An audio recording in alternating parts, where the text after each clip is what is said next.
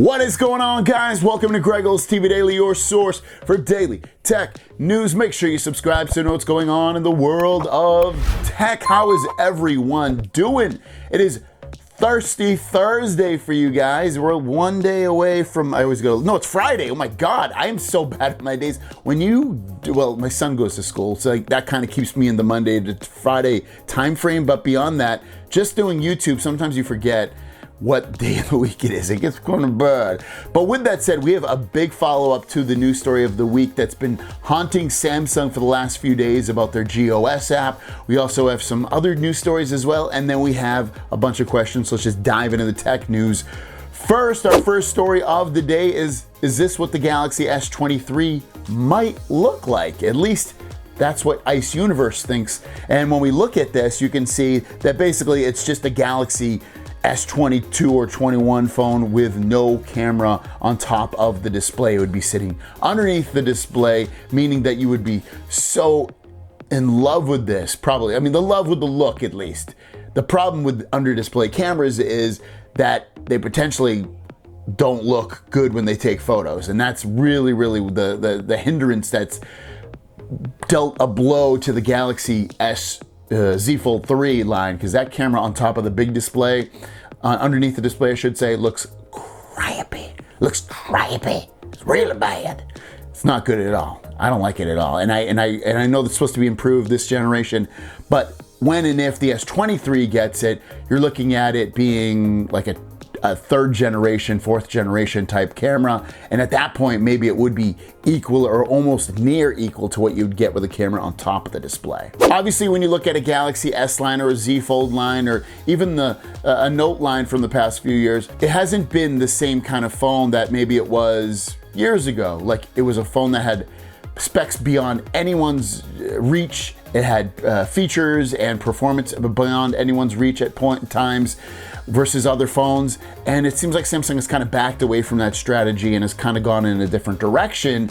And if you look at this tweet from Ice Universe saying that reducing costs and increasing profits is TM Rowe's long-term strategy. He is the head of Samsung. He tries to improve the capabilities of software to save hardware costs. If this is effective, it is a smart way. For example, the S22 Ultra uses software and AI and makes the camera perform better. And I agree with that. Basically getting the same kind of camera hardware for the most part on the S22 Ultra versus the S21 Ultra. But for instance, you can tell the 100x zoom has been improved with AI. Because when you look at it before they take a photo, it looks kind of crappy. But then when you take it, you're like, wow, that really, the software really improved the photo. So it leads to the question at the end of the day, it's like, are you guys fine with Samsung putting out good hardware still, but making it a lot better performance, better quality photos, better heat management, better this, better that, with software rather than doing it with hardware? And I'm not against it, because I think that's what Apple does a lot of the time. When you play with an Apple phone, it doesn't have as much RAM. The camera sensors might not be as many megapixels or seemingly as good hardware, but they still take amazing and a lot of times better photos and videos. So it's not a bad thing. And it seems like they're going even more into the Apple route of things, which again, I don't think is a bad thing, but I can see why people might look down upon it as we get into the future, and maybe the phone's not improving on its RAM, and it's not improving on its megapixels, and it's not improving on this or that. But when you use it, you're like, oh, this does feel different. It does feel better. Next up is the Samsung GOS controversy story that's been going around. Samsung has released another statement, which is a second statement. We talked about, we've been at the forefront of this. I don't think anyone on YouTube has been covering this as quick as me. So if you're interested in this stuff, I've been covering it basically almost a day before the American media has even started covering it, all due to the fact that we've got some amazing Twitter people out there that are doing some great work out there to get this information out. Without further ado, this is like basically a Q&A that Samsung has put out about the GOS app.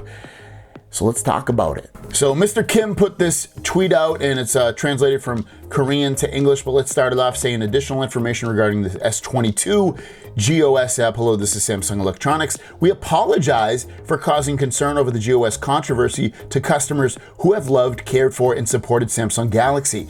We take all matters and pointed out by customers seriously and we will do our best to come up with a solution as soon as possible and minimize the inconvenience. I'll explain more what you're curious about. So it says, do you think it's, well, this is a question and answer they put out. So do you think it adversely affects the performance of general apps other than games?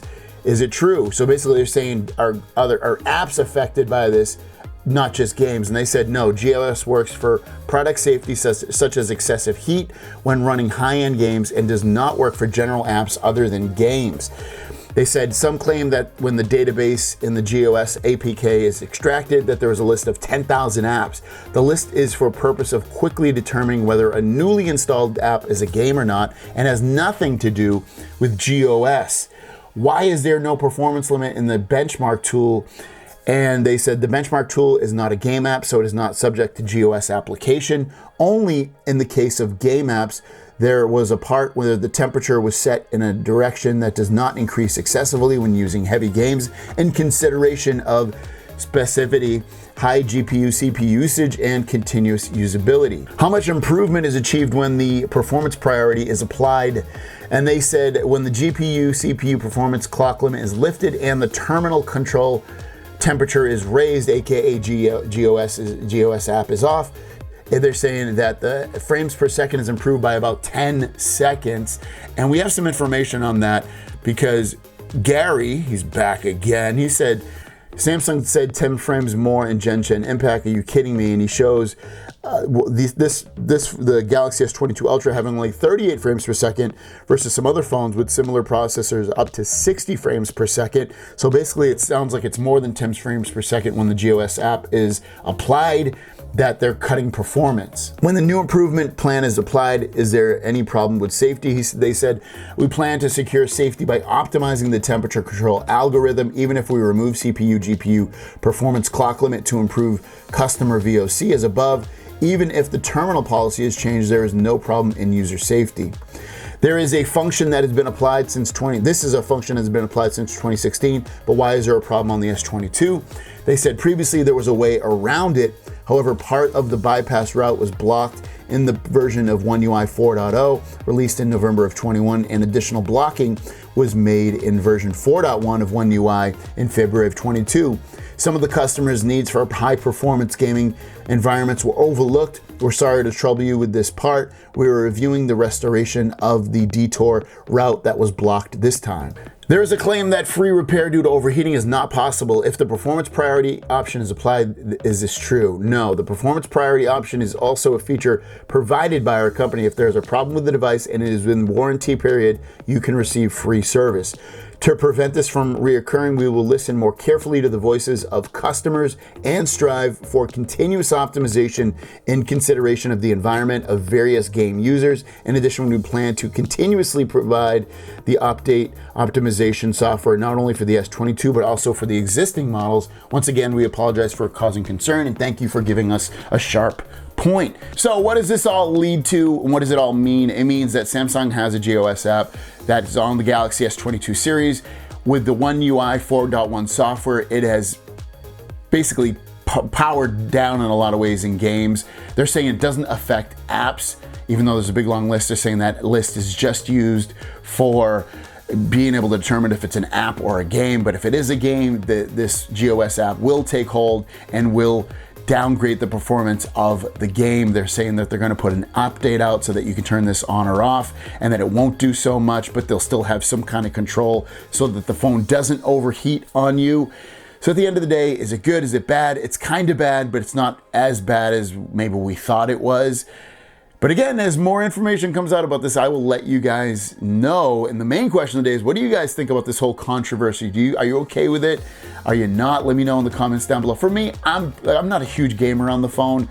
The screen's just too small for me, depending upon, it doesn't matter what kind of phone it is. I just like really easy, simple games, and those don't use a lot of performance type stuff on them, so I'm fine with it. But what do you guys think? Let me know in the comments down below. With that said, let's get to the Q&A portion of the video and drop that boom. First question of the day comes from Paulson.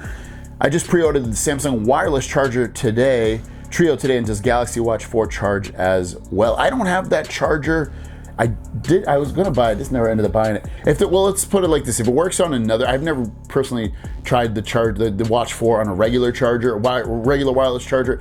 If it does, then yes, it will work. Otherwise, no. Martin3534 says, have you heard of Android Auto not working properly with the S22 Ultra? Any solutions? Just traded in my S9 Plus for the S22 Ultra. I see a few people complaining about this problem on the web. I haven't tried it on mine. It'd be a good thing to try.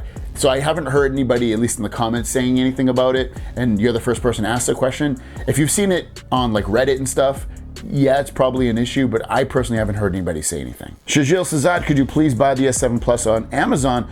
You can buy it very cheap. Want to see a comparison between the S7 Plus and S8 Ultra? Probably not.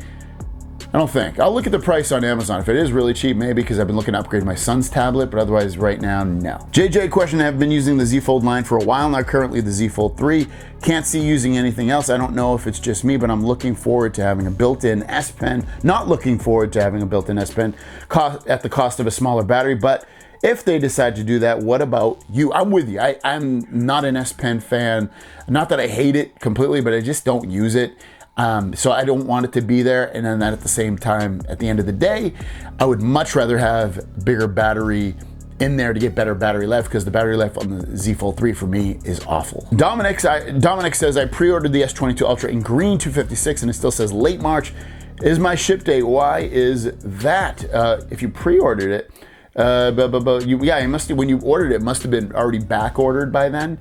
So that's probably why. You could, other than that, you're probably gonna have to wait till March, it sounds like. And our last question comes from Abhinav saying, can the old 45 watt charger having the model name do the job of charging the S22 Ultra? Why did they launch new chargers? And if in the case they do, send out a new software update, would the new charger update charge faster after the update? If no, I could just buy one of the older ones, no difference, right? I haven't done a comparison. Well, let me put it this way. When I did my pre-order, I forgot, or for some reason, I don't know what happened, I forgot to add the 45 watt charger on there. So I don't have that one, the new one. I do have the old one, but the problem is I have to look for the old charging cable because it comes with a specific charging cable. So I'm not sure, to be honest with you. It's so negligible, the difference between the two chargers. It's like minutes.